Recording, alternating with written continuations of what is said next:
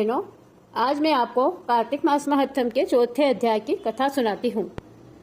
नारद जी बोले, ऐसा कहकर भगवान विष्णु ने मछली का रूप धारण किया।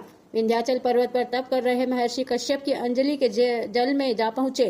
महर्षि कश्यप ने दया करके उसे अपने कमंडल में रख लिया। जब उसने बड़ा रूप धारण किया तो उन्होंने उसे कुएं में डाल दिया। जब कुएं में भी न समा सकी तो उन्होंने उसे तालाब में फेंक दिया, और जब वह तालाब में भी नहीं आ सकी तो उन्होंने उसे समुद्र में डाल दिया, पर वहां पर भी वह बढ़ने लगी। फिर उस मत्स्य रूपी नारायण ने उसे शंखासुर को मार डाला। पश्चात शंख को हाथ में लेकर बद्री वन में आ पहुंचे। बद्री नारायण में आकर उन्होंने अब सब ऋषि व महर्षियों को बुलाकर आज्ञा दी कि पानी में इधर उधर फैले हुए वेदों को ढूंढो और उन्हें शीघ्र मिलाकर मेरे पास लाओ। तब तक मैं देवताओं के साथ ही प्रयागराज में ठहरा हुआ हूँ। इसके बाद सब ऋषि महर्षियों ने इन सब बीजों और सब वेद मंत्रों को ढूंढ निकाला। उन वेदों में से जो भाग जिस जिस ऋषि को मिला वह उसी का हो गया। उस भाग के उसी दिन से ही ऋषि कहलाए। सब वेदों को लेकर महर्षि प्रयागराज में आए और उन्होंने वे सब भगवान विष्णु व ब्रह्मा जी को समर्पित कर दिए। ब्रह्मा जी वेदों को पाकर बड़े प्रसन्न हुए। उन्होंने देवताओं और ऋषियों के साथ अश्वमेघ यज्ञ किया। यज्ञ के अंत में देवता, गंधर्व, यक्ष, नाग भगवान विष्णु को दंडवत करके प्रार्थना करने लगे। देवताओं ने कहा, हे देव, हे जगन्नाथ, हे प्रभु, हमारी प्रार्थना सुनिए। हम लोगों के हर्ष का समय है, इसलिए आप हमें वरदान दीजिए।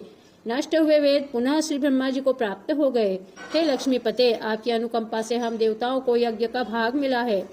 यह स्थान आपके प्रसाद से आज पृथ्वी भर में सर्व प्रधान पुण्य को बढ़ाने वाला है, मुक्ति तथा भक्ति को प्रदान करने वाला है, ब्रह्म हत्या आदि पापों का नाश करने वाला, परम पवित्र और अक्षय फल देने वाला है। यह वरदान हमें दीजिए। भगवान विष्णु ने कहा, जो कुछ आप लोगों ने कहा है वह मेरा भी ध्येय है।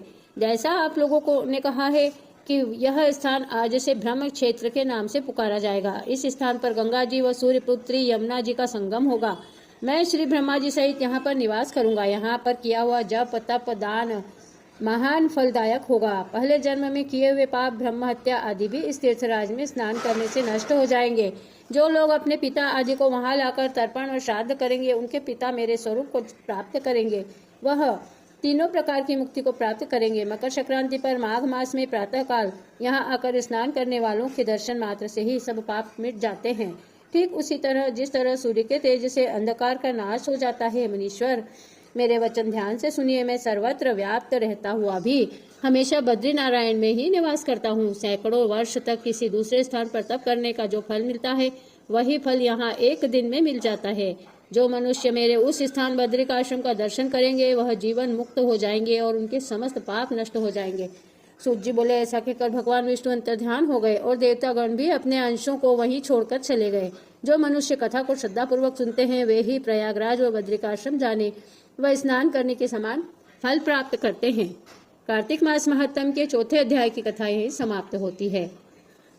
कैसा लगा आपको मेरा यह वीडियो? अगर पसंद आया है तो चैनल को सब्सक्राइब कीजिए, बेल आइकन को प्रेस कर लीजिए और वीडियो को अधिक से अधिक शेयर कीजिए।